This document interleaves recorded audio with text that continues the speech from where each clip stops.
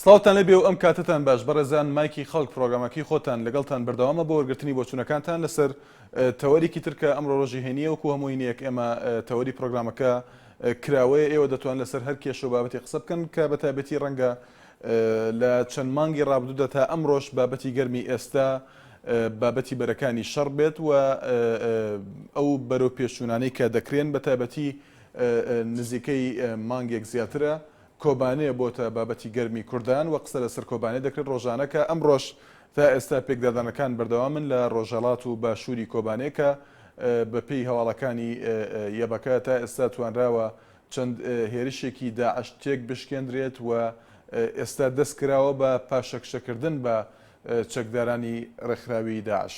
ئێمە بۆچوونەکانتان وەردەگرین و لە فەیسبوکەوە بە ناونیشانی facebook.com/naliatv بۆچوونەکانتان هەوڵ دەدەین ناوبەناو بیان خوێنینەوە هەروەها لە سەر شاشەی NRT ئەو بۆچوونانە بڵاو دەکەینەوە. ڕاستەوخۆ دەتوانن لە ڕێگەی ڤیدیۆ سکایپەوە بە دەنگ و ڕەنگیش لەگەڵماندا بەشدار بن جگە لەو پەیوەندیانەی کە ئێوە تێیدا ڕاو سەرنجی خۆتان دەخەنە ڕوو. دکتۆر شاکری یەکەم پەیوەندیمانە لە سلێمانیەوە. ئەم کاتت باش دکتۆر شاکری؟ ئەم کاتە باش. سپاس دەکەین. مەرجی سەخت و دژواردا کاتێ خەڵکێکی وڵاتێکی چکۆلە هیممەت بەخەرجەیە ژنان و پیاوانی پێشمەرگەی قارەمان معجزەت دەخۆڵخێنن ئەگەر فۆکۆیاما کۆتایی مێژووی نووسی خەڵقی ئێمە مێژوو دەخۆڵخێنێ کتان و کوڕانی ئێمە مامۆستایانی ئێمە بۆ ئەوەی کە نیشتمان بەرینە ئەو جلوتکە و قمەکان حزب حکوومەت وەسیلان ئەوە دیرمەندانن کە ئامانج و هەدەف ئەبە لەناو حزب حکوومەت بانگشتەکان بۆ خزمەتی خەڵق و نیشتمان بۆ قودوە پەروەری بۆ نەخبە پەروەری ئاسمانی بێسپارەمان پڕ لە هەتێرەی درەخشان نەکەین بە ئیزنی خالق و خەباتی هەمووان خەڵقانی زەحمەتکەش دێنە بەری خەبات ئەم جارە قارەمانەتی و مەبنایەتیە سەرکەوتن بە هیممەتی هەمووان بە حکوومەت و ئەحزاب بە هەموو بە مامۆست. سپاس بۆ دکتۆر شاکری. کەمال لە هەولێرەوە. ئەم کاتت باشکا کەمال. السلام عليكم ورحمة الله كاكشوان. عليكم السلام. زۆر سپاس فەرموو کا کەمال. دەستخۆشی لەکەم وەڵام من ئەمە شتێک باسکەم ئەویش ئەوەیە کە لە کوردستانی خۆمان ئازانین خەڵکیی زۆر بێسەر و شوێنە لە کونجی زیندانەکانە بەڕاستی جاری وایە لە مەجلیس و کۆڕێکا لەوانەیە بە شێوەیەک باسی هەندێک کەس بکەی ئەو خەڵکە ئەو کەسە بزر بکرێ و شوێن بزر کرێ بەڵام زۆر بەداخەوە ئەو کەسانەی کەوا بازرگانیان بەنەوتەوە کردووە لەگەڵ داعشدا لەوانەیە ئێستا زۆر بە ئاسایی بسۆڕێنەوە و لیژنە پێگەێنراوە حەق بوو ئەو کەسانە بە زووترین کات سجن بکرێن بە سزای خۆیان بگرێن و ئەو مادەی کە دانراوە کە مادەی تیرۆرە و خەڵکێکی زۆریش لەژێر ئەو مادەیە سزا دراون هەیە بێتاوانیشە ئەوانە کە تاوانیان کردو حەقە بە زووترین کات بە سزای خۆیان بگەن بەڕاستی و لەو جەریمە و لەو تاوانەیان بە هیچ شێوەیە خۆش دەبن و دەستخۆشیتان لێ. سپاس بۆ کاکەمال. ئاوات لە هەولێرەوە. سڵاو دەبێ فەرموو بەڵێ. سڵاو لە جەنابیشت. سپاس کاک ئاوات. وەڵام من دەمەوێت قسەکانم بەسەری ناوچێگە مەزارم پێدەی قسەکانی خۆم بکەم. فەرموو بەڵێ.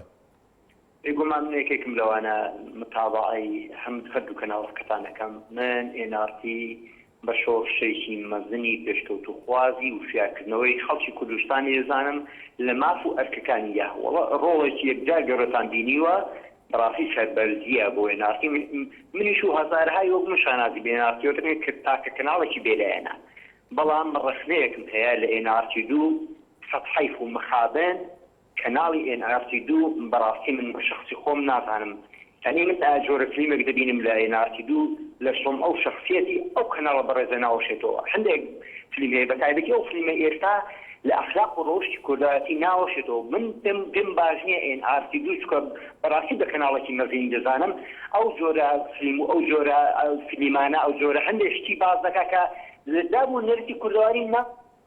زۆر سپاس بۆ کاک ئاوات لە هەولێرەوە. بەڕێزان دیارە مایکی خەڵک هەمیشە دەرگای کراوەیە بۆ ئەو ڕخنانەی کە دەکرێن لە پرۆگرامەکە و لە کەناڵەکەەوە دیارە ئەمە بە سنگێکی فراوانەوە پێمان خۆشە ئێوە بەڕخنەکان پرۆگرامەکانی NRT 1 و 2 دەوڵەمەندتر بکەن. دیارە ئەمە چەندین ڕخنە گیراوە پێشتر ئێمە گوێمان لێگرتەوە بە دوواداشمان بۆ کردووە. سپاس بۆ کاک ئاوات لە هەولێرەوە. بەڕێزیان دیارەمە ئاماژەمان بۆدا کە بابەتی ئێستای گەرمی شەقامی کوردی کۆبانەیە ڕووداوەکانی کۆبانەیە دیارە لە ئێستادا فەرمانداری گشتیە بەگە ئەوەی ڕاگەیاندووە کە لە 3 قۆڵەوە ئۆپراسیۆنی پاشەکشەکردن بە چەکدارانی داعش دەستی پێکردووە لەگەڵ ئەوەی کە چەند میدیایەکی عەرەبی ئەوەیان بڵاو کردەوە کە داعش بە تەواوەتی پاشەکشەی کردووە لە ناوەند و چەند ناوچەیەکی کۆبانەیە ئەمە تا ئێستا لەلایەن یەبەکەوە شەڕوانانی یەبەکەوە پشتڕاست نەکراوەتەوە بەڵام ئاماژە بە پاشەکشەکردنی داعش کراوە بەڵام بە دیاریکراوی نازانێت لەکوێی ئەو ناوچانی کۆبانێ پاشەکشەیان کردووە بە تەواوەتی وەک هەندێک لە میدیا عەرەبیەکان ئەمڕۆ ئاماژەیان پێداوە بڵاویان کردەوە. بارزان لە کەڵەکچیەوە سڵاو دەبێ کاک بارزان. سەلاو لە تۆ ئێوارەت باش کاک شوانی بەڕێز. سپاس دەکەین ئێوارەت باش. برای بەڕێزم پێشی بچمە سەر گفتوگۆیەک یەک کوشێک ئەڵێن بە NRT خۆسکە ئەو ڕۆژنامەنووسەکان وەکو بەڕاستی بە سینجێکی فراوانەوە دەنگی هاوڵاتی بەڕاستەخۆ بە خەڵکی بگەینن قەتعا نەکەن زۆر زۆر بەداخەوە. من ئەڵێم کەناڵی NRT هەر ڕۆژ لەسەر بەرنا لەسەر تەوەرێکایە نەک تەوەرێکەوەدا ئێمە زۆر بەشدار نبین لە کەناڵەکەتانە ئەگە دیکەن بە یەک تەوەرێکە ڕۆژانە ئێمە پێویست ناکە من بەردەوام تەلەفۆنتان بۆ بکەین ئێمە وەکو هاوڵاتی بۆیە کەناڵ بەرنامەکەتان هەر ڕۆژ لەسەر تەوەرێکە بۆیە ناچارین ئێمە هەندێک شتن لێ مەرحەلە هەیە ئێمە معدل پەیوەندی بە بەرنامەکەتانەوە بکەین بەرەوەی NRT و ماڵی خۆمان ئەزانین خۆشمان دەوێت سەبارەت بە کۆبانێش برای بەڕێزم ئێمە دەستخۆ تایبەت لە منتەقەی سۆرانەکەم سلێمانی بەڕاستی بە تایبەت ئێمە بەواسی سلێمانی و ئێمە ئەگەر شتێکمان بخیرێتە دەست ئەمە بادینانە ئەمە ڕەوشەمبیری بادینانە ئەمە ڕۆژنامەنووسی بادینانە کە خۆیان بێدەنگ کردووە لە بن دەست سپاس بۆ کاک بارزان لە کەڵەکچیەوە دانا لە هەولێرەوە ئەم کاتت باش. بەڕێزیان باشی سپاس دەکەین کاک دانا. دەستخۆشی بەنامەکەش لێکم بەڕێزم یەکەم دەمەوێت دەستخۆشی لە هەموو ئەو کەسانە ئەو کوردانە دەکەم لە هەر شوێن دنیا کە پشتگیری ئەگەر بە ناڕەزایەتی پێش بێ ئەگەر بە هەر شتێک بێت پشتگیری خۆیان بۆ خەڵکی کۆبانێ دەرەبڕن کە بەڕاستی من کۆبانێ و هەولێر کرماشان دیاربەکر هەمووی وەکو یەکەبین من وڵاتێک نابینم من خۆم بە عێراقی نازانم و خەڵکێکی کوردی سووریاش کوردی ڕۆژاواش بە سووری نازانم یان بە تورکی نازانم یان بە ئێرانی نازانم چکە بەڕاستی ئێمە وڵاتێکمان هەیە بە ناحەق پارچەکراوە پێویستە هەموو کورد چۆن هەتا ئێستا هەم چەند هەلهاتۆتە پێشەوە بەهۆی چەند خەلەلێکی بچووکی هێوان حیزبەکانەوە ئەو هەلانە لە دەرچوون پێویستە ئەو هەلانەم جارە لە هەڵ بخۆدرێتەوە ئەو هەڵانەی کە مێژووی تۆماری کردن دووبارە نەکرێنەوە و هەڵ دێن هەڵ چۆن هەڵدراوە بۆ دەوڵەتێکی کوردی بەربەخۆی گەورە لە ڕۆژهەڵاتی ناوەڕاست. زۆر سپاس بۆ کاک دانا لە هەولێرەوە دڵشاد لە تەکیەوە لەگەڵماندایە ئەم کاتت باش کاک دڵشاد. کاک شوانگیان کاتان باش هەموو کاتێکت فەرموو. دەستخۆشی بەنامە جوانتان لێکەم بەڕاستەکەی کاک شوان ئێمە وەکو خاننشینان داواکاریەکمان لەم کەناڵەوە هەیە بەڕاستەکەی هیچ کەسێک گوێبیستمان نەبێ ڕاستە ئیستا لە بارودۆخەوە هەڵناگرێت کە داوای موچە بکەین وەکو حەقی خۆمان بەڵام بەڕاستەکەی سەرەکی هەر موچە خۆری وەکو ئێمە 300,000 وەرەگرێ موچەی خاننشین فەرموو لە خاڵی کریا بێت و کۆمەڵێ ماڵ و مناڵ هەبێ و تەلەبەت هەبێ و بە سیارە هاتوو چۆ بکە و دینارێ لە گرفانتان نەبێ ئاخر دابێ حکومەتەکەی خۆشمان معارەزێ ئەوانە بکە بەڕاستەکەی ڕاستە ئیستا زروفەکە ئەوە هەڵناگرێت بەڵام ئەوە بۆمانی دابین کە 2 مانگ و 1500 دیناری نەداوە پێمان بڕات هەبێ فەوتان ئەوە تا خانەکە لە دەرەوە وەساوی سەرچاوی لێمانە من چی پێم لەگەڵێ ئەڵێم کاگەوە لە بمان کوژە و ماڵ و مناڵمان مەحفەوەکە و تەواو بڕاوکەمت نەکە باشتر لە مۆزایکەی سەتیایی. بەڵێ بۆیە کاکە شوانگیان داواکارم کە بەرپرسانی حکومەت گوێبیسی دەنگمان بێ لەم کەناڵە جوانەوە من دەستخۆشتان لێکەم و هیوادارم سەرکەوتوو بن کاتێکی خۆش.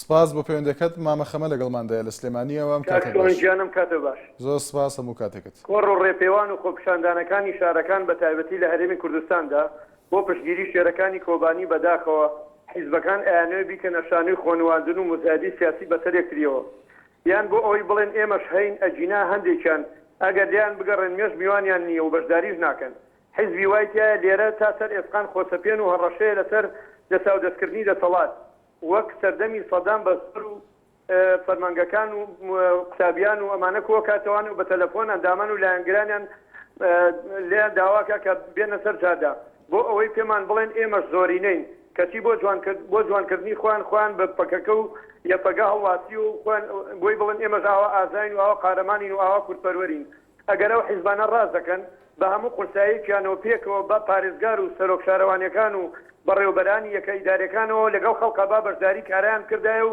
بە شێوەیەکی گشتگیر و بە شێوەیەکی زۆر جوان و بە شێوەیەکی بەهێز و وتاری زۆر جوانیان بدایە. سپاس بۆ پەیوەندەکەت ئارام لە هەولێرەوە. ئەم کاتت باش کاک ئارام.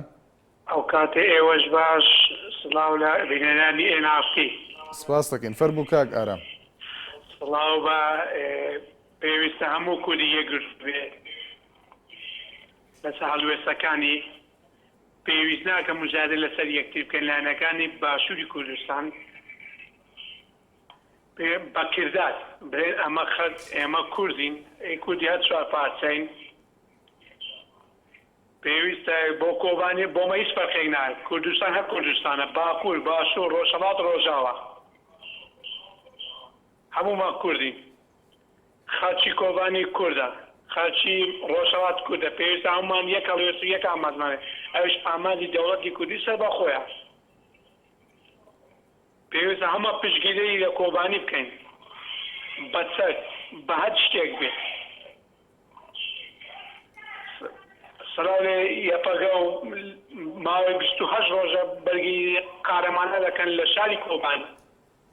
سپاس بۆ کاگارام لە هەولێرەوە. لە فەیسبووکەوە ئالانی ئەلەند لە بریتانیاەوە کۆمنتەکەی نووسیوە دەڵێت ڕێکەوتنامی استراتیژی نێوان پارتی و یەکێتی ئەم ڕێکەوتنامەیە واتە دەوڵەمەندکردنی حزب و چەوسانەوەی میلەت. کێشە لەوەدایە ئەم ڕێکەوتنامەیە هەبێت یان نەبێت هەر میلەت زرر دەکات، چونکە بەبوونی میلەت پەراوێز دەخات و بە نەبوونی هەر میلەت دەبێتە قوربانی شەڕی ناوخۆ و قەیرانی دوو ئیدارەیی بە کوردی و بە کورتی واتە دابشکردنی هەموو داهاتی کوردستان بەسەر دوو حزب یا زیاتر.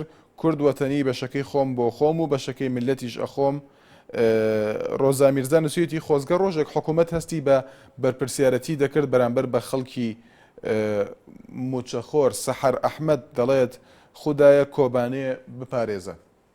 پەیوەندیەکتر لەگەڵماندایە لە سلێمانیەوە ئاسۆ لەگەڵماندایە. ئەم کاتت باش کاک ئاسۆ. هەموو کاتێکرداش کاکە شوان دەستخۆشی بەداخەوە هەڵبەتە من گوێبیزم لای پێشمەرگە بەڕاستی نیگەرانێکی زۆریان هەیە لەوەی کە چەند بەرپرسێک تێوەگلاون لە بازرگانیکردنی نەوەت لەگەڵ داعشا. بۆیە بەڕاستی من ئەو بەرپرسانە لەگەڵ داعشا هیچ فەرقێکیان ناکەم بۆ لێرەشەوە داوام لە سەرۆکایەتی هەرێم و حکوومەت و مەکتەبی سیاسی یەکێتی شەیە بە زووترین کار لێکۆڵینەوە لەگەڵ ئەوانە بکەن بۆ ئەوەی دڵی پێشمەرگە و هێزەکانی ناوخۆش دڵخۆش بکەن. ئایا بزانن ئەگەر هەچ کەسێکە بیانە داگا دڵخۆشیان کەن. بەڕاستی ئەمە کارێکە هیچ فەرقێکی نییە، وەکو وتم لەگەڵ ئەو داعشە ئەوانەی نائینسانانەی کە بەڕاستی خوێنی بە هەزارەها پێشمەرگیان ڕشت و بەڵام ئێستا لەو لاوە مەترسەکانی ئێمە قاچاقچێتی نەوتیان لەگەڵاکەن. بۆیە بەڕاستی ئەوانی هیچ فەرقێکیان نییە لەگەڵ ئەو داعشانی کە چەند وەختە پێشمەرگیان کوشتووە و داواکاریشی بە زووتریان لێکۆڵینی لە وەزارەتی پلیس سوپاسانەکە. سپاس بۆ کاک ئاسۆ لە سلێمانیەوە. فاتمە هەل لە سلێمانیەوە. ئەم کاتت باش فاتمە خان. سپاس دەکەین فاتمە خان. سپاسی تۆ هەموو هاوڕێیانەکەم. سپاس بۆ تۆش. کاک شوان بەڕاستیەکەی ئەم ئاوارانە هەموو وەزعیان زۆر زۆر خراپە و لەبەر بارانە. و هەمیش وەزعی پێشمەرگە بە جەرگەکانی ئێمە کە بەرهەڵوێست بەرگری ئەکەن لە هەموو خاکی عێراق لەبەر بارانان وەزعیان زۆر خراپە. من لێرەوە داوا لە حکوومەتی هەرێمی کوردستانەکەم کە زەخت خاتە سەر حکوومەتی عێراق یارمەتی ئەو ئاوارانە بە هەر شێوەیەک بێت، چونکە حکوومەتی هەرێمی کوردستان لەوانەیە نەتوانێت، چونکە ڕۆژ بە ڕۆژ ئاوارە زیاترە بێ و یاخود قوتابخانیان بۆ دابین بکەن، چونکە هەموو قوتابی هەمووی چاوەڕێ قوتابخانن ڕەنجیان فۆتاوە بەڕاستیەکەی. داوا لە ئێوەی بەڕێز دەکەم کە بە شارەوانی بڵێن بەڕاستیەکەی ئەو ئاوەی کە لە شاری سلەیمانیا هەیە زەرد و پیسە هەمووی تووشی نەخۆشی ئەبین، یعنی نازانین چۆنی بە. سپاس بۆ پەیوەندەکەت. خالید لەگەڵماندایە لە حاجیاوە. ئەم کاتت باش کاک خالید. کاکشوانجیان ئەو کاتت باش. سپاس دەکەین هەموو کاتێکت باش. دەستخۆشی بەرنامەک لێ دەکەم. زۆر سپاس کاک خالید. بەڵێ فەرموو. من دەمێ لەبارەی پێشمەرگەوە تەلەفۆنکەم قسە بکەم کاکشوان. فەرموو. ئەمە خەڵکی من لەبارەی کوبانی و ڕاستە هەمومان دەبێت خەمی کوبانیمان بی و کە کێشە و ئاژایشی گەورە لەوێ نەرێ، بەڵام خۆتان زانی ئەوڕۆ وەزعی پێشمەرگە یعنی هیچی کەمتر نییە لە خەڵکی کوبانەدا قسەی دەکەن لە کوبانەدا خەڵک و ماڵ و منداڵ وێندەری ئاوارە و برسی دەبێت بەڵام ئەوڕۆ پێشمەرگەکانی مەسەی دەکەی 50 ڕۆژە معاشەوە دەگرتووە یعنی من بۆ خۆم یەکێکم پێشمەرگەم بەڵام من لەوانەیە بیشم پێێ بەڵام پێشمەرگە دەبینم هاتوو پارەی لە کەسیشی وەرگرتووە گوتی 10,000 20,000 دینارم بۆ ماڵ و منداڵم وەرگرتووە بۆ 2 ڕۆژی بێمەوە سەیری دەکەم لە نزیکەمنەوە پێشمەرگەی هەیە کرێچێکە هاتوو گوتی گەر بۆ فران ڕۆژ پارەکەم بۆ نێنی ماڵ و منداڵەکە دەخانوکەی دەدەکەم هیوایە دارەسەرۆکی هەرێمی کوردستان هەندە بەشان و باری پێشمەرگە هەر دەرێت باوەستیان باش بکاتن ئەگەر بە قەرز فەرج بێتن ئەبێ موچەی پێشمەرگە بۆی پێشمەرگە ئەو ئەرکەی کە لەسەر شانێتی بتوانی دڵی پێخۆشبی بەرگری لە کوردستان بکاتن خوێنی خۆشی بەڵام لە ماڵ و منداڵەکەیدا لە برساند. بەڵێ سپاس بۆ پەیوەندەکەت شاهۆ لە سەنگەسەرەوە سڵاو دەبێ کاک شاهۆ. ئەو کاتت باش زۆر سپاس مەمنون هەموو کاتێکت باش. دەستخۆشی بەرنامەکەت لێ دەکەم من دەمەوێت لەسەر یەک شت قسە بکەم لەسەر ئەو ڕێکەوتنەمەی استراتیژی بەڕاستی ئەمڕۆ قسەی لەسەرکە لە هەندێک بەرنامەشەوە و بەتایبەتی ڕێکەوتنامە استراتیژی بەڵاستی من ناویزنم ڕێکەوتنامەی شۆساندنەوەی خەڵکی کوردستان چونکە کوردستانیدا ئەو ڕێکەوتنامە استراتیژیە هیچ ئیستیفادەیەکی بۆ خەڵک نەبووە بەغێری ئەوەی ڕاستە کە شەڕێکی گاری ڕاگرتووە بەڵام لە هیچ ڕوویەکەوە کوردستانیان بەرەو پێش نەبردووە بەنمونە تەماشا دەکەی ئەو کوردستانان وا لە پێشمەرگە سڵەی شتێک نەکاتەوە بڵێن ڕاستە منگلەی من لە خودی پێشمەرگەش نییە کە بەڕاستی ئەمڕۆ پێشمەرگە ینی هەرچێکی زۆر قوت لە شانە خزمەتی خەڵکی کوردستان دەکاوە لە بەلامە داعزەدا ینی ڕاوەستاوە بەڵام سپێس دەکەی کۆمەڵێک مەسئول تەماشا دەکەی پەیوەندیان بە هینیەوە داعشەوەیەکە نەوت دەفرۆشن یان بڵین سەهاران پێ دەفرۆشن جا بەتابەت ئەو ڕێکەوتنامە استراتیژی بەڕاستی سپاس بۆ کاک شاهۆ پۆڵا لە هەولێرەوە ئەم کاتت باش کاک پۆڵا. ئەم کاتەی تۆ بینەرانی خۆشەویستی NRT ڕێز و خۆشەویستی بۆ پێشمەرگە قارەمانەکانی هەر چار پارچەی کوردستان بە تایبەتی قارەمانانی کۆبانی کە بە خوێنی گەشی خۆیان مێژوویەکی پڕ سەروەریان بۆ تەواوی گەلی کورد تۆمار کرد کاک شوان تەوەرەکە کراوەیە دەمەوێت بە بۆنەی ساڵی خوێندنی زانکۆ و کۆلیژەکان لە کوردستان تێبینیەک ئاراستەی حکوومەتی هەرێم بکەم کە تیرۆری فکری هەیە لە هەندێ لە کۆلیژەکان بە تایبەتی هێنانی ئەو بەعسیانەی لە 2003 هەڵاتن بۆ وڵاتە عەرەبەکان بەداخەوە لە هەندێ لەو کۆلیژانە هەندێ مامۆستای شۆفێنی عەرەبیان هێناوە بە مەبەستی پارە پەیاکردن کە کوردبوون لەوێ خەریکە قەدەدەخە دەبێ بۆ نمونە پارێکێ لەو مامۆستا شۆفێنیانە ڕوو لە خوێندکارێک دەکا و پێی دەڵێ نەتەوەی کورد بەشێکە لە نەتەوەی عەرەب بەڕێزان داوا دەکەم گرێبەستەکانی ئەو مامۆستایانە هەڵوەشێنەوە بوونی ئەوانە تاوانە دەرهەق بە کورد و کوردایەتی و کوردستان تێبینیەکیشم هەیە سەبارەت بە کەناڵی NRT ئەگەر ڕێگە هەبی فەرموو بە کورتی کاک ئیدری ڕێزم هەیە کاکشوان کەناڵەکەتان گەیشتۆتە ئاستی کەناڵە پێشکەوتوەکان بەڵام گلەیەکمان هەیە ئێوە هەندێک کەس دەینن کە 4 ساڵەوە پێش لە بەغدان وێنەر بوون هیچیان نەکرد دووبارە دەیان هێنەوە هیچیان لە هەکبەدانیە هیوادارم کات بەوانە نەکوژن کاسبکارێک مامۆستایەک ئەندازیارێک بینن زۆر شتی زیاتریان پێ لەمانە هیوادارم ئەمانە نەبینین لەسەر شاشە ئەوانە کوردیان بەم دەستەبن. بەڵێ سپاس دەکەین زۆر سپاس بۆ کاک ئیدریس لە ڕانیەوە لە فەیسبووکەوە سارە کەریم نووسیوێتی بارودۆخی ئاوارەکان زۆر خراپە لەم وەرزەدا تکایە حکوومەت بەهانایانەوە بچێت. سەفین خەزر هەر لە فەیسبووکەوە نووسیوێتی نازانم دوعا بکەم ببارێت و تۆڵەی 4 مانگ بێ ئاوی ئەم بەهار و هاوینە بۆ بکاتەوە یان دوعا بکەم نەبارێتە حکوومەت ئەو نەیبات و ماڵە هەژار و خێوەتی ئاوارەکان ئاوی تێنەچێت یان لە هەمووی گرنگتر پێشمەرگەکانمان لەم دۆخەدا شپرزە نەبن و سەرمایان نەبێت لەم هەموو بێنەوبەرێدا چاوم بڕیوەتە ڕێهێڵەکانی باران و دڵنیام لەگەڵ بارانیش ڕادین و خوددا خۆی باشتر دەزانێت چی دەکات ئێمە چکارین. محەممەد لە هەولێرەوە ئەم کاتت باش کاک محەممەد فەرموو بەڵێ لە سەقسەکانی مامەخەمە بەکەم ناوەکەی خۆی بگۆڕیت کاک محەممەد با وەڵامی توندی کەس نەدەینەوە ئەگە قسەت هەیە لەسەر بۆ چوونێکی ئەو تۆ دەتوانین لەسەر تەوەرێکی تر قسە بکەی فەرموو با گوێمان لێت بێ. NRTش ناوەکەی بگۆڕیتن بەفەرتەنە ئیتر سپاس.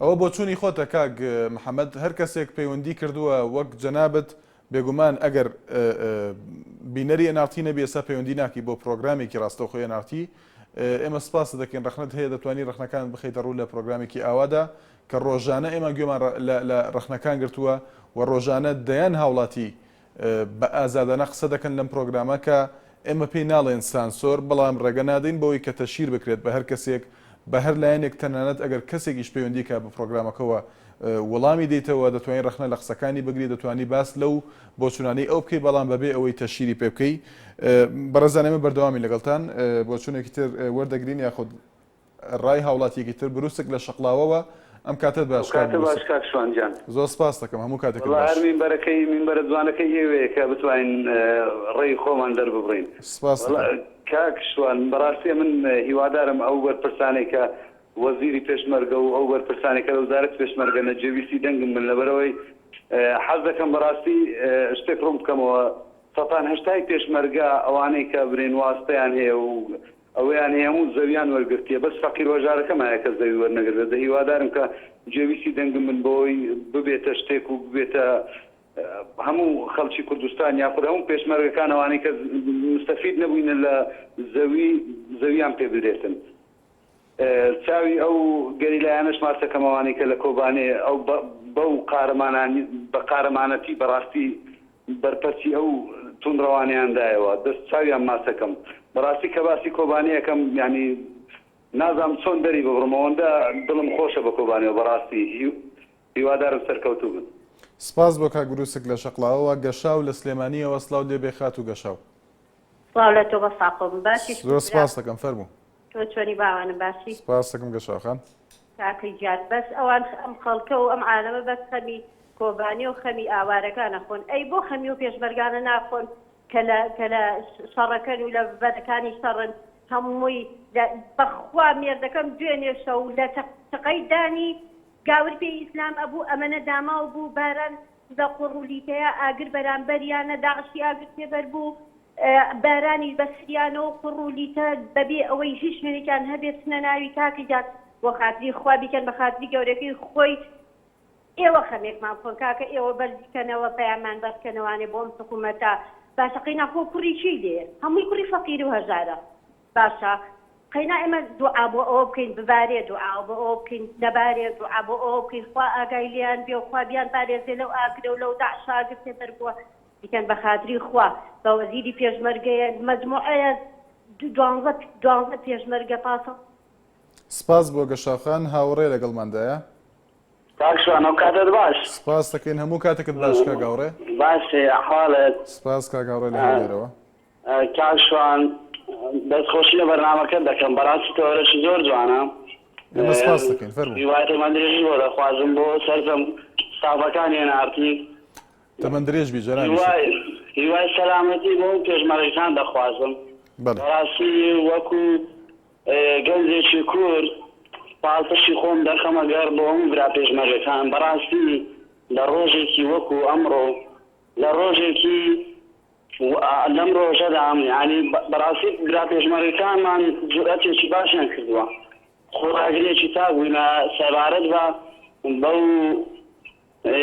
ئەوەی منسەی بێنووسەیی بەڕاستی گەلەگەلێک ناخۆشە چونکە بەڕاستی ئەوە لە ساعەی یەکێتی پارتیدا بەڕاستی تا ئێستا نازانیاری بە خەڵکی دەکەن بێنووسەیی بێ بازاری بێ معاشی و هەروەها گرێکمێ لە بەرنامەی ئەوەی کناڵی ئێنارتی دوو بەڕاستی ئێمە زۆر گرێمانی هەیە هەندێک شت ینی ئینسانیوا لە شەرم لە خۆی کات و تەماشای بەرنامەکان ئێنارتی و کاتە بۆ کاگاڕێ بۆ ئەگەر ڕوونی کەیتەوە نمونەیەک بدەیت وەڵی بەرنامەکانی یعنی وەکو ئێنارتی نیە حەز ناکەم وەکو ئێنارتی بی یعنی ئێنارتی باو ئێنارتی دوو با چاوەڕ ئێنارتی بکاتەوە یعنی هەندێک بەرنامەی بەڕاستی جوان نییە بەڵێ ئێمە سپاس دەکەین سپاس بۆ پەیوەندەکەت دلۆڤان لە دهۆکەوە سڵاو دێ بێ کاک دلۆڤان مرحبا کاک شیوان مرحبا سپاس فەرموو دەست پێکی چاوی هەموو کاربەندەوەنیە ناوتی ماوەش دەکەم سپاس بە ناوی هەموویانەوە حەز دەکەم گوێی خۆدێ ئەوە هەندێک کەسێک نەفەز نزم و بەحسی ناوتیگە هەمی دنیا دەزانێتن ببوورە کاک دلۆڤان با بەو شێوە قسە نەکەین بەرامبەر بە هەر کەسێک هەموو کەسێک ئازادە سەیری چ پرۆگرامێک دەکات سەیری چ کەناڵێک دەکات چۆن باسی دەکات بەڵام دیارە قسەکانیان ئەوە تون نەبووکە وا وڵامیان دەینەوە فەرموو هەردووکە نەبوانە کەس بێ کوردستانی خاوەنە نامی ساخۆ نەبوو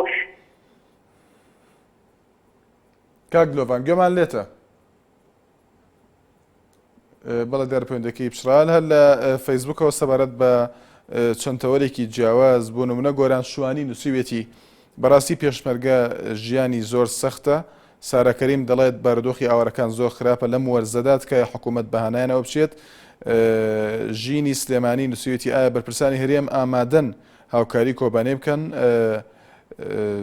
ئەنزار سابیر دۆلەمەڕی نووسیوێتی دەستخۆشیتان لێ دەکەم، زۆر سپاس دەکەین و دەڵێت بژی پێشمەرگە بژی کوردستان وچانێک و بەردەوامی لەگەڵتان. MRT تاکە کەناڵی ئەهلی بێلایەن. دووبارە سڵاوتان لێ بەڕێزانەمە بەردەوامی لە وەرگرتنی بۆچوونەکانتان لە پرۆگرامەکەی خۆتان مایکی خەڵکە. ئەمڕۆ تەوەری پرۆگرامەکە کراوەیە، دیارە لە فەیسبوک چەند بابەتێکی جیاواز قسەی لەسەر کراوە. بۆ نمونە ڕزگار سەیدانی نووسیوێتی کورد هەتا یەک دەنگ نەبێت بە هیچ نابێت. بەختیار لە چەمچەماڵەوە لەگەڵماندایە. ئەم کاتت باش کاک بەختیار. ئەم کاتەوە باش کاکە شوان سپاس دەکەم کاک بەختیار. تۆ شوانی قوربانم. وەڵاهی من ئەوەی ڕاستی دێ زۆر پەیوەندی بەم بەرنامەیەوەکەم، بەس سەرنجم داوە ئەقڵ نایبڕێ تا ئێستا حکوومەت هیچ ڕێنمایەکی بەم بەرنامانەی ئێوە کردبی. جا چی بکەین قسە نەکەین و پەیامی ئێوە نەگەێنین کاک بەختیار؟ وەڵاهی پەیامەکان بگەێنە، بەس ئەمە حکوومەت نین، دوو کۆمپانیان بەڕاستی دوو حیزبن دەستی ئەو میلەتەیان بڕیوە لە کێشەی دارایی. ئێستا دوێنێ بەرنامەکەتان لەسەر کارەساتی سروشتی لافاو بوو. بەڕاستی بەرنامەکانی ئێوە جوانە، من دەستخۆشیتان لێکەم، بەس ئەمە نە جۆگرن نە حکوومەتن نە هیچ چۆن بۆ کێشەی دارایی ئێستا سەریان هیچ بێتەوە بەرەو بەغاتن هەتا 5-6 مانگ لەمەوە پێشیان بوو منەتمان بە بەغانیە نەوتە فرۆشید. ئێستا وا مەجبوری بەغا بوونەتەوە. هەوابزان حەیدەر عەبادیش مفلیس بۆ یەک فلسی پێنەماوە، ئەمان تازاچن لەگەڵیا دانیشن. بۆ خوایە خوا بکە کارەساتی سروشتی ڕوو لەم هەرێمە نەکە، ئەمانە هیچیان پێ ناکرێ. چۆن سپاس بۆ کاک بەختیار. فەریق لە هەڵەبجەی تازەوە. ئەم کاتت باش کاک فەریق. ئەو کاتەوە بەرتا شوانیان زۆر سپاس دەکەم. فەرموو. دەستخۆشی بەرنامەکە و لێکەم. سپاس کاک فەریق.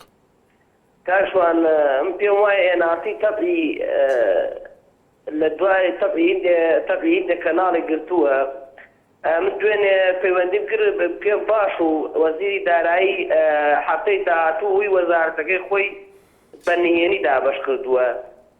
ئەوە پێشێلی یاسای زانیاری کەناڵەکانەکات، یعنی سیرەکەی ئێمە چاوەڕێی کەناڵەکانەکەی لە ژێرنووسراوە بڵێ فڵان وەزارەت موچەیە تەوزیعەکە، ئەوەش نەماوە. یعنی ئەمەوێ ئێناسی بەڕاستی جاری وایشتی وا زۆر گەورەیەکە، جاری وایشتی واش بەهەر لاقەی ناکە. من دوێنێ لە یەکگرتوو سیرە پرەزامەوە نووسراوی وادارم ئەمە وەزیری دارایی پاکە بزان بۆچی بەنهێنی مع تەوزیعەکە. بەڕاستی سێمانە چوارمانە معاش وەرنەگیراوە.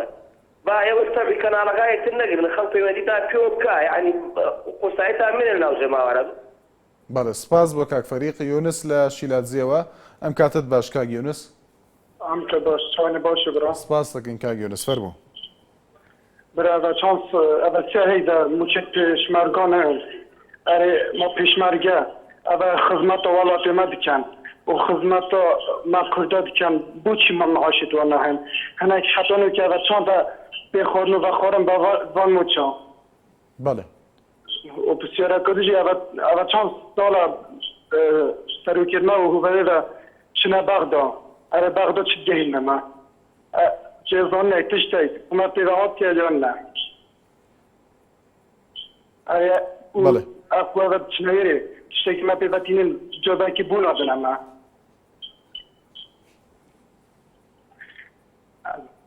باش بەرا سوپاس بۆ پرسیارەت. سپاس بۆ کاک یونس. ئارام لە سلێمانیەوە. ئەم کاتت باش کاگارام. ئەم کاتی خۆت باشتر براکەم. سپاس کاگارام. کاکەگیان وەڵڵاهی قسەکردنی ئیساکە هەچەنێک قسە بکەین نانێت هەزۆر سۆری ئیساتەیە. لەم کاتێ ئەم حەزبانە مە چەند ساڵە خەڵک هەمووی باش ئەزانێ بۆ شەخسی خۆیان و حزبەکەیان نەبێ هیچ شتێکیان بۆ کورد نەکردو چۆن ئەخۆم بەخوای گەورە لە پێناوی حزبەکەیان ئەگە بێت حزبێکیان بێت و شکست بێنێ ئامادەن هەموو کورد بکەنە قوربانی حزبەکەیان. اینجا کە سەرڕای ئەم نەبوونی و قەیرانەکە ڕووی کرد لە کوردستان ئەم هەموو عەرەبیان هێناوە بێ ئەوەی بزانن ئەمانە چین ئەسڵیان چییە و زۆری بەخوا شوێنە خۆم بەخوای گەورە ئەمانە هەمووی کوڕی و یا کوڕی یا باوکی یا برای لەناو داعشا هەمووی عەرەبی سونەیە لە ترسی مالکی ڕای کردو بۆ کوردستان. اینجا کە ئەم قەیرانی نەبوونی ئابووری کرێ خاویان گران کردووە لەسەر خەڵک بەڕاستی خەڵک لە دۆخێکی زۆر خراپەیە بەتەواو کەس پێی نازانێت کە خەڵک دەنگناکە ئەبێ بگرێتە کاتێک کە خەڵک تاو هین بێ. سپاس بۆ کاک ئارام. محەممەد لە سلێمانیەوە ئەم کاتت باش کاک محەممەد. کاتت باش کاک شوان. سپاس دەکەین کاک محەممەد فەرموو.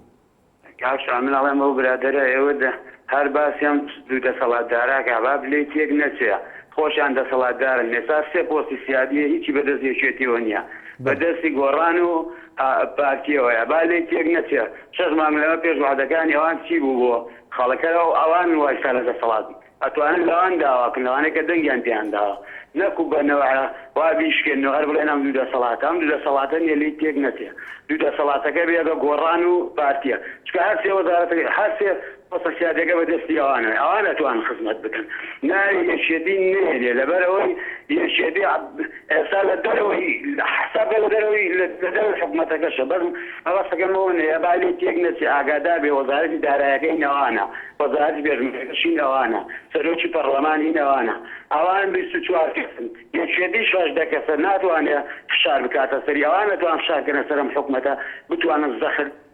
سپاس بۆ کاک محەممەد. کاک محەممەدێکی تر لەگەڵماندایە لە ڕانیەوە ئەم کاتت باش کاک محەممەد. سپاس دەکەین فەرموو کاک محەممەد. تەوەری ئەمڕۆتان کراوەیانجان بەڵێ بەڕێزەکەم وەڵڵاهی جا من نازانم باسی چ بکەم باسی کاک شەشێکم بکەم مهنەتی بکەم دەتەوێت باسی کامیان کەی باسی چی بکەیت چ کێشەیەک خۆ دەڵێی کێشە بۆیە قسەی منیە لە کوردستانە چنیە لە کوردستانە لەلایەک دوێنە پێرە ئەیانوت منەتمان بە بەختانیە و هیچ بەغدار خۆمان پارەی خۆمان دابین نەگەینی خوا چی نەکرد بەس خەڵکی فەقیریان بێئیش کرد و تەلەبیان لە خوێندن کرد و عیلەم پێشێک تێ بەتەواوی منداڵەکانی واز دێناوە لە خوێندن فا ئەو بەڕێزەی کە دەیگوت منەتم بە بەغدانی لە شوێیە ئاشتی هەورامی لە شوێ گەر لە 400 و ڕای بەزین لێ کردینە بە 900 لە شوێنەوانە یعنی کوردستانی وا لێ وێرانکردنی وا لێوەرگەوە بە چەندین پێشمەرگەی قەرەمانە شێت کرد لە پێناچیدا بەس جەڵێ لە پێناچیدا یعنی هەز کێشە و هەز مشکلێکی هەیە لەو جیهاندا خریان کە دەهێنانێرە باکە تۆ چیش بنەوەی خۆتە بەدەر. سپاس بۆ کاک محەممەد لە ڕانیەوە. ئدریس لەگەڵماندایە هەر لە ڕانیەوە ئەم کاتت باش کاک ئدریس. شوانی سپاس دەکەم کاک ئدریس. زۆر زیرم بێت ئێستا تەلەفۆنم کرد سێ دەکەم کابرایە بەناو بەحسێتی و مامۆستاوە شمولی منێکە دەبینی لە ئاسایش تەلەفۆنەکەم بەراخەبێت لەسەر بە هیچکەجاتی مەخسەکە و خەتێکە کاکە ئەوەی مامۆستا بێ لە هەشتاکانە بڕۆ لە هەموو کەسێ بزە هەمووی باسی بۆ هەواڵە بەکرش ئەڵێم باسی بۆ بەڵێ کاک ئدریس بەستەوەی کەسێک دیارە بەڵێ کەسێکی تر پەیوەندی کرد هەر بەناوی ئیدریسەوە بەڵام دیارە هەر کەسێک و ڕای خۆی هەیە مەجدێ بەناوی تۆ قسەی کردبێ فەرموو بەڵێ وەڵای من لە ئاخرەکەی تۆ مەگو سپاس بۆ کاک ئیدریس لە ڕانیەوە کاکەجان من بە نسبەتی خۆمەوە هەندێک بیر و بۆچم هەیە بۆ ئێوەی باسەکەم بۆ سوود دەرگێتنمە لەسا حەجزان بەداوە تەلەفۆن هەر ناکەم کاکە بە نسبەتی ئێستا هەواڵ ئەو بەکیر دەنجی نێناوە بە حەق بۆ پۆستی پارێزگای نازانێت ئەلەساس بەعسیە تاوە تۆ لەناو کوردایەتی ڕۆژیان باسی ئایلەکەی خۆی کرد بەسمانە چی بەسەراتۆ منش ئەنفال و ئێدام و برا و هەموو شتێکم شێت بۆ ئەو حاش حازی ئەو کەسێکەوە ئەو تەلەفۆنی کاک ئدریسکە سپاس بۆ پەیوەندەکەت. پەریجان لە دهۆکەوە لەگەڵماندایە ئەم کاتت باش. ئەو کاتە باشترجانی بڵە بۆچێ لە زاخۆوە فەرموو بەڵێ. سپاس دەکەم پەریجان خان. سەوالات تەوالی بەژێک تەوالی مسەر پێشمەرگەیە ڕاستی برا ئەگەر پێشمەرگە نەبێت و ئەگەر سەرۆکیمە نەبێژێت کوردستانینە و دەبێت ئەم بە هەر چۆپۆچێت کوردستان ئەم خوا بکەن ئێک دەکۆ ئەم کوردستانەکە سەربەخۆ بدا یعنی ڕۆکن و سڵاون مەهەلە بۆ سەرۆکێ ما مسعود بارزاني كل بأفضل فيشيا جبالي دا وأتشبه إك تشمرجي كردستاني موجودم وأجر أنا تبكوباني جدا راسي كوبا رزقان نابد وسپاس بلا. سپاس بۆ پەیوەندەکەت ڕاستی لە کۆیەوە ئەم کاتت باش. باشکاشوان سپاس کاک ڕاستی. ڕاکاشوان گلەیەکمان لێدا فەرموو تقریبا زۆر نەو ڕۆژ دیار نەبووی لای گوێسنا ببوورە کاک ڕاستی ئەزۆدە ڕۆژ دیار نەبووی لای گوێسنا یانی بەڵێ ئێستا من لەگەڵ تام خۆشحاڵم فەرموو کاک ڕاستی. وەڵی ئیتفاقی کاکسوا ئیتفاقی ئیستراتێژی شتێکی زۆر خەتەرە بۆ کورد یعنی دەیانێت ئەو دوو حیزبەتی سال 23 ساڵیکە دەسەڵات قۆڕەکەنەوە بۆ پێت وایە خەتەرە لە کاتێکدا ئێستا حکوومەت ئەم کابینەی هەشتمی حکوومەت هەموو حەزبەکان تێدا بەشدارن دوو حەزب کە ڕێکەوتنیان هەبێت هەمواری کەنەوەیان نەیکەنەوە بۆ خەتەرە پێت وایە کاشوا حیزبەکانی دی بەلا دەنێن گۆران بەلا دەنێن یعنی ئەو حیزبانی دی هەم بەلا دەنێن یعنی ئیتفاقی استراتیژیەوە قۆڕەکردنی دەسەڵاتە بەڵام حەزبەکانی تر بەشدارن و وەزارەتیان هەیە کاگڕاستی کاکە تێتا گۆران بەرجارە گۆران چەکدار بێ ئەگەر چەکدار بایەتە تا محافەزەی سلێمانیان دەدا بەرزەی ناترسن ئەوان حیزبێک چەکدار نەبێ هیچ حیسابی لۆ ناکەن بەڵێ ئەو خەتەریە چییە وا تۆ قسەی لەسەر دەکەی پێت وایە خەتەرە کاکشوان قۆڕەکردنی ئەوەی قوتی خەرک نەفسەکەەوەی جاران دەفرۆشن بۆ خۆیان دەسەڵات قۆڕک دەکەن چیان بێ دەیکەن بۆ خۆیان خەرک بەلا دەنێن وەچی جارە ئەو دیچ ساڵت تۆ خەمچان خۆ بەڵێ سپاس بۆ کاگڕاستی لە کۆیەوە فریاد هەڵەبجە نووسیوێتی سایلۆی گەنم کووە گەنمەکانی شارە زۆر لە ناحیی سیروان مەترسی تەربوونیان هەیە و بە هەزاران نازم مەبەستەوەی ڕێژێکی زۆری گەنم خەریکە خراپ دەبن بێریڤان بەرواری نووسیوێتی خۆزگە ئەو ئاوارانە هەمویان ڕۆیشتبان و ئێمە بچینە لای ئەوان بژێنایە لە بەرەوەی ئێمەش هەر پەنابەرین لەم وڵاتە وەک خۆی نووسیوێتی خدر لە ڕانیەوە ئەم کاتت باشکا خدر سپاس کا خدر فەرموو کاکە من یەک داواکارێکی زۆر مهم هەیە فەرموو ئەوانەی کەوا نەوە دەفرۆشن بازین دەفرۆشن بە داعش و ئەوانەی کەوا ڕێگرداکن لە داعش کە ئەو نەوتە جوانەی لێ دەکردن و ئانی کاکە ئەمە سەداسەری هجومی بکەین بە هەموو کەس و نەتەوەکانمانەوە و هەر لە پیری جوان و ژن و گەنج و کچ و مەدا و شێخ و عاجی و سەداسەری کوردستان هەکە هجوم بکەین بۆ شوێنە ئەوە ڕۆخیانەتە ئەنی ئەمن بتم بەنزین بە داعش بفرۆشم و نەوتی لێ بگرم بێت ئەوجا ماذا ئەوەی 2004 کرداوە بۆ داعش ئەوە لە پێناوتیدا ئەوە خوێن ئەوە خوێنی کوردرا دەجێتە داعش بەڕاستی پێ بڵم ئەوە شتێکی زۆر نانەجێیە و نابەجێ و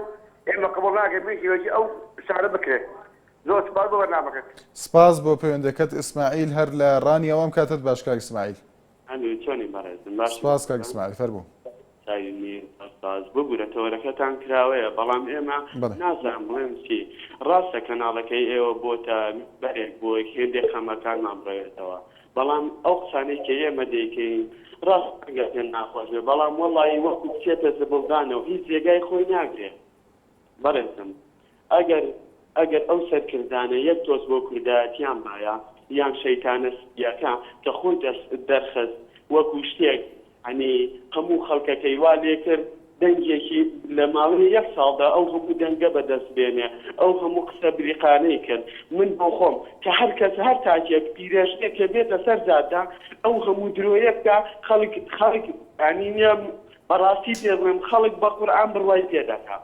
تێدەگەی بەڵام ئەو هەموو قسانەی کە کردیان ئەو هەموو بەڵێنانەی کە بە خەڵکیاندا ئەی کوا دەبێت لە شێ بپرسمەوە دەبێت چوومە پەنتەڵۆسی سەرویان خوارو بەڵێ سپاس بۆ کاک ئیسماعیل هەر لە ڕانیەوە دوا پەیوەندیمان کاک قادر لەگەڵماندایە ئەم کاتت باش کاک قادر ئەم کاتە باش کاک شوان سپاس دەکەین فەرموو کاک قادر بەڕێزی کاک شوان وەڵای من باسی ئۆتوارەکەم لەسەر پێشمەرگە بەڵێ فەرموو وەڵای ئەو عەزمە پێشمەرگەتی دای بە قورئان ئەوڕۆ لە داواماتمەتەوە بە قورئان دازارم پێ نییە بۆ ماڵە مناف سەرەکەم دانی ئەو پێشمەرگاتیە نەبەخوا 50 ڕۆژە داوامەکەی معاش ناتوە داوام ناکەی فەسل دەکەن یعنی چارەت چییە بۆ پێشمەرگە کەس نییە بەهانای پێشمەرگەوە بێ دوێنێ شەو لەبەر باران هەتا بەیانی وەستارینەوە چێ داعش دێن یعنی کەس نییە بەهانای پێشمەرگەوە بێ هیچ کەس نییە هیچ کەس